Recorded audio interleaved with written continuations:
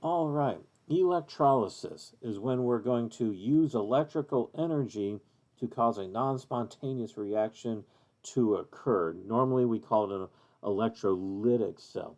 Note we previously looked at batteries. Rechargeable batteries use electrolysis in a way where we plug the rechargeable battery into a little receptacle plugged into the wall, and we use the house electricity to push the reaction the opposite way to recharge the batteries. But let's look at electrolysis. Let's look at the electrolysis of molten sodium chloride. And what we're going to do here is a battery or some electrical source.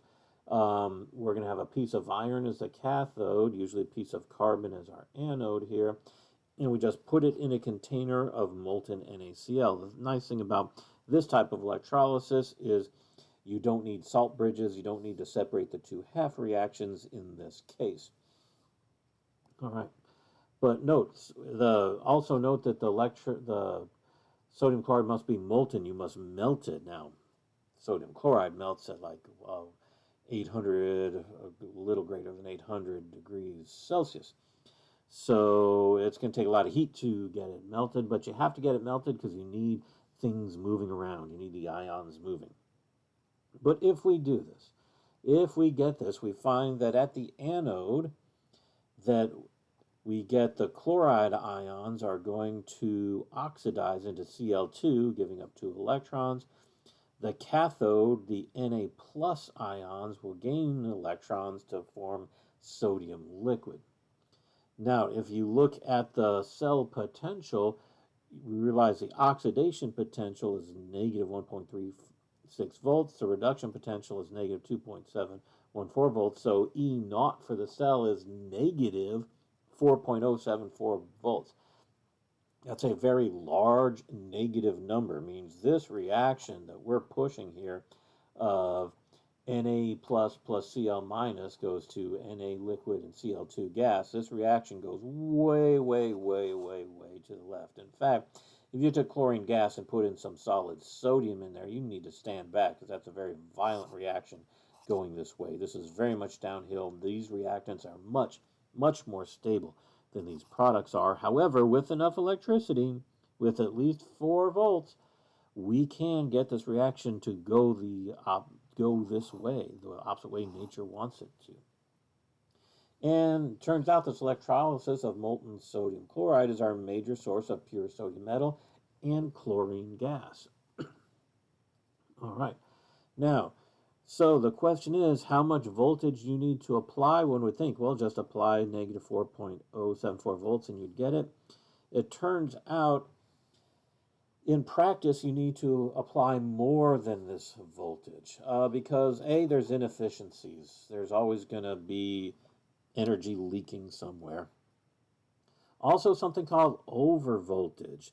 And overvoltage is a tough thing to quantify, but basically, if you applied the right amount of voltage and even got a little extra voltage for our inefficiencies, that is still not enough. These need a little extra voltage required to cause this electrolysis to happen. That's called the overvoltage. But you can do that, and you can run electrolysis on all sorts of molten salts to get the pure elements from them. A problem comes, it depends, or it might be a good thing, depending on how you look at it, is when you want to do the electrolysis of water. All right. So we want to set up the same situation here where we've got a source of electricity, we've got our anode or cathode, we put liquid water in here. Here's a reaction we want to have happen. We want water to break up into 2 hydrogen gas plus O2 gas. Note you can calculate delta G naught for this reaction. The Gibbs free energy change is 474.4 kilojoules, which is positive value, which means this reaction is not spontaneous. This redox reaction, you have to add a decent amount of electricity to get it going. So here's the funny part. So if you set this up and you add enough electricity, what's going to happen? The answer is nothing's going to happen. Because in order for a circuit to exist, we need positive ions and negative ions flowing. We need the negative ions to flow in this direction to form this circuit. There's just not enough ions in pure water. The concentration of the ions is 1 times 10 to the minus 7th molar for H plus and OH minus. That's not enough to get electricity flowing very well.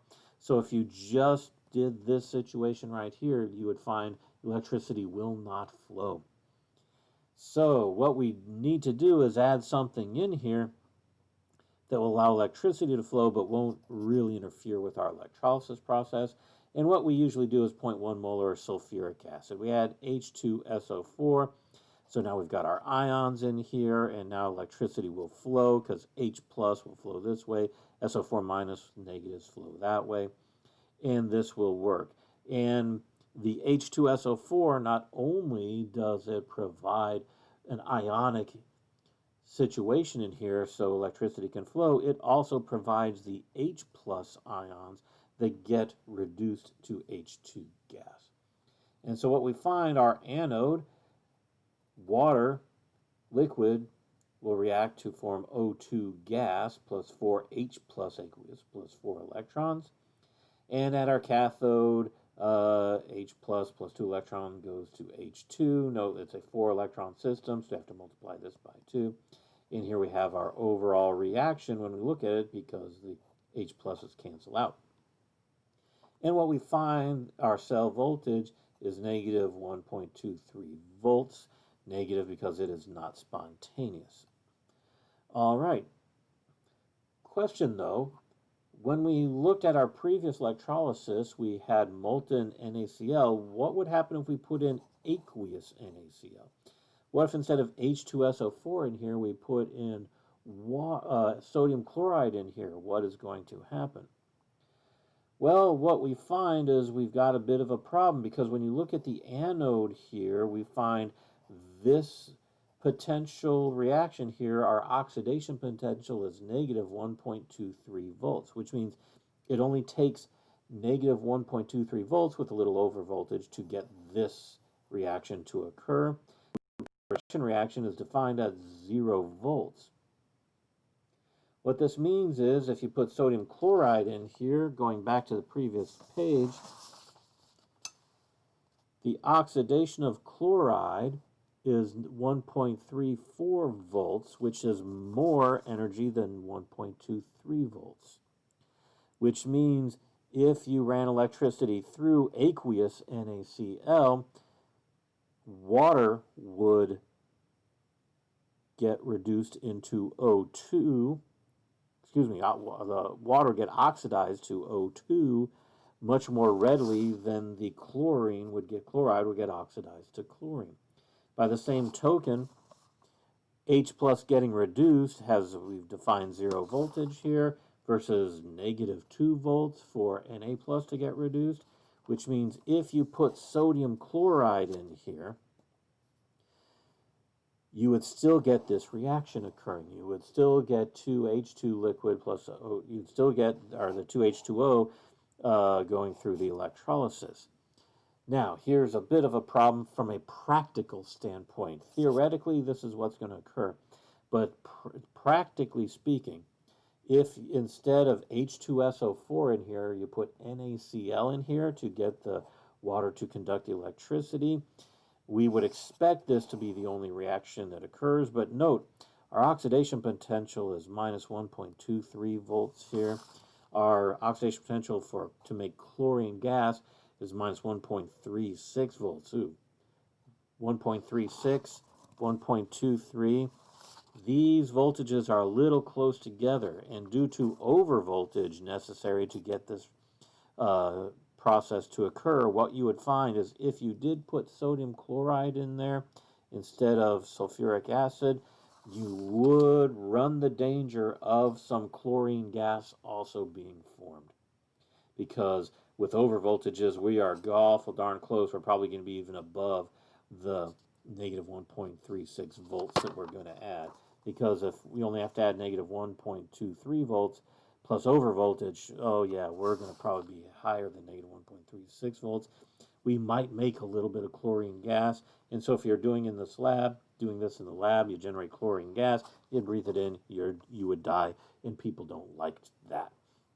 So we use sulfuric acid instead of NaCl due to the very similar oxidation potentials of water compared to chlorine. We don't want to make chlorine gas. All right.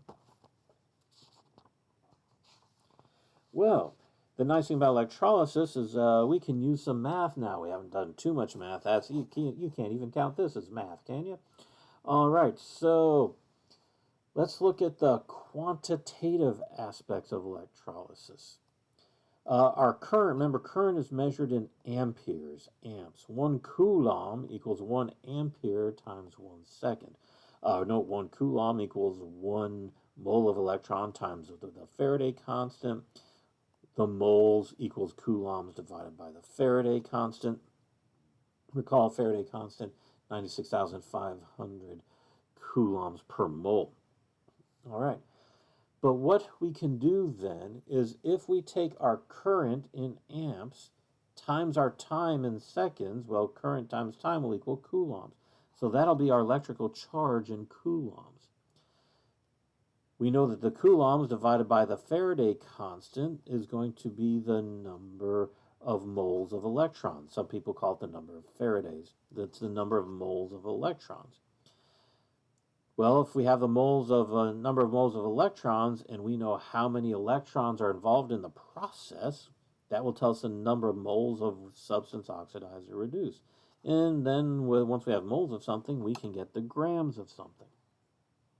For example, you run a current of 0.452 amps of electricity through a cell of molten calcium chloride for 1.5 hours. How much product will be formed at the anode? How much product will be formed at the cathode? Recall, oxidation happens at the anode, reduction happens at the cathode. Well, you have Ca in 2 plus and Cl minus. What reactions are going to occur? Note it's molten. There's no water we have to worry about, so that's nice. Well, here we go. Well, since we start with chloride, we know that the only thing chloride will do would be to get oxidized to Cl2. The only thing calcium can do, you can't oxidize calcium more than 2 plus. It only has 2 valence electrons. So in our calcium will get reduced to calcium liquid. So here's our overall reaction.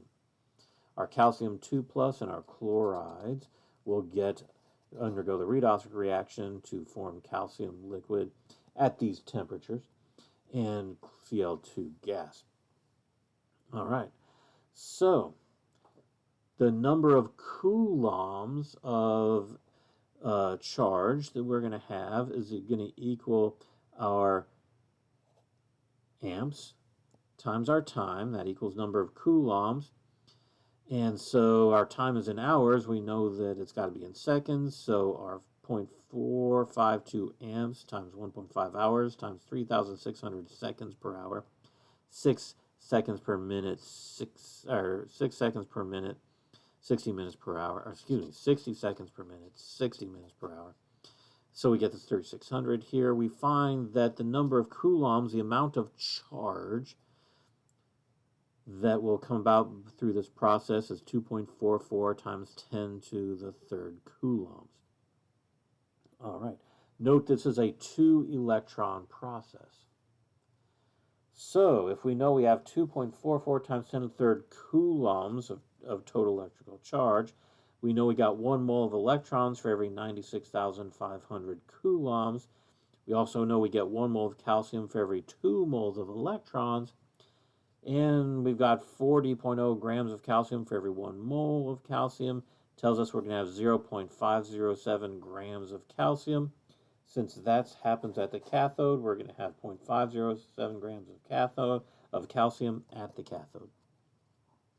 Using our same number of coulombs of charge, because that's our total charge, times divided by the Faraday constant. Also 1 mole of Cl2 for every 2 moles of electrons. Note our balanced equation. 1 mole of Cl2 for every 2 moles of electrons. The 70.90 grams of Cl2 per mole, we find we have 0.896 grams of Cl2 forming at the anode. All right, we've already balanced redox reactions, so this ends the electrochemistry chapter.